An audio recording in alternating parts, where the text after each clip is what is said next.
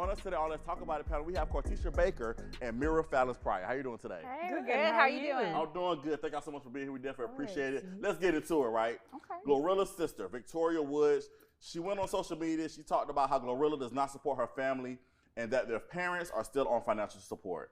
Now, listen. Now, it's been a minute since she posted this, and since then, of course, she done had a glow up, pun intended. she done got $200,000. She got new teeth, and now people are calling her a rising social media personality.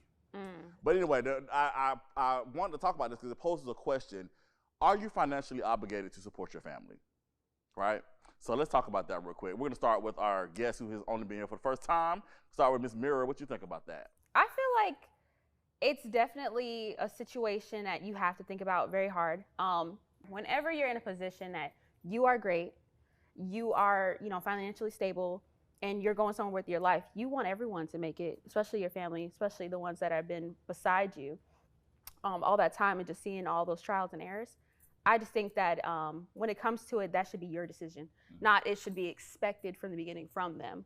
I think that's where it kind of gets a little messed up and mixed in when they expect you to help them and, they're not out going and doing their own thing and trying to make their own money and pursue their own passions. Absolutely. What you think, Kulture?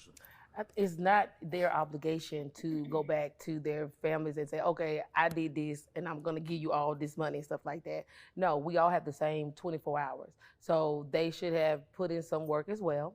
And it's not an obligation for someone to go. You can help. There's nothing wrong with helping, but obligation and helping are two different things. So it's not an obligation for her to have to go back and give money because just because we shared the same struggle does not mean we share the same income. I agree with that. Now, here's the thing. Like I said again, for me, ultimately, I'm so grateful that I do have family members that they say, hey, if you need something, I'm gonna help you out. But you shouldn't take advantage of that. You know what I'm saying? And I also, too, and I'm grateful that sometimes when I'm in a position, I'm able to help my family members if they need something. But as you ladies have mentioned, it shouldn't be an obligation. You're not obligated to help somebody, especially when they're not willing to help themselves. You know what I'm saying? So it reminds me of, it was a Making the Band episode. And I remember, I think the guys, they just made it. And Q, they just made the band. And Q had, was dealing with his family because his mama had decided to quit McDonald's as soon as the announcement was made that he made the band. And it's like, no, why you did that? And nobody tell you to quit your job. You know what I'm saying? Of course, we want to be in a position to help especially our parents. We want to be in a position to help them, but it shouldn't, all the financial responsibility shouldn't always fall on one person, especially just because they quote unquote made it. Right. That pressure should be put on one person. I disagree with that. And I even when Glorilla's sister posted that thing, she got new teeth and the $200,000. I said, oh, so are you obligated to give me your family now? Right. So what's up with that? Right. Don't go off on me. Okay. And that's the same thing that I thought about with T.O. T.O. gave, when he had his reality show on VH1, when he went back to his family, his money was declining. His money was decreasing. And his mom said, well, I guess we're going to have to get jobs. And I looked and said, so all this time he was playing football, y'all didn't have no other type of income. You all was laying on his shoulders. And that's a lot of pressure for someone to do. There's a difference between you basically saying, hey, you can do this, and somebody expected you to do it. Right. And I always said, I had a situation with my cousin one time because he helped me out with something, and he asked me for my help, and I was unable to do it at the time. And he just listed all the things, and he's like, I did this, da-da-da-da. I said, well, don't you, baby, you got to ever give to me ever again. Because here's the thing. If you're going to give to me, it should be a heart thing. It should be because of your heart. And when I give to you, it's because of my heart.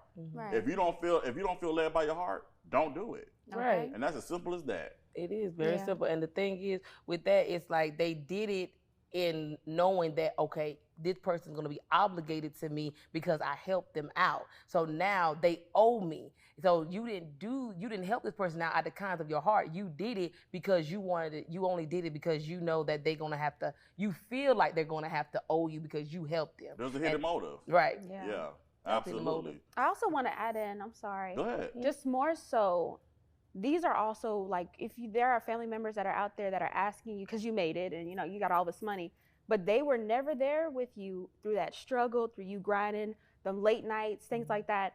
when you finally made it, that's when they want to come out the woodworks and ask you for things and be like they've been by your side. Absolutely not. And I mean, even if that was your siblings, your family members, your mom and dad, if they wasn't there with you from the beginning, I don't think you should be obligated to give them nothing.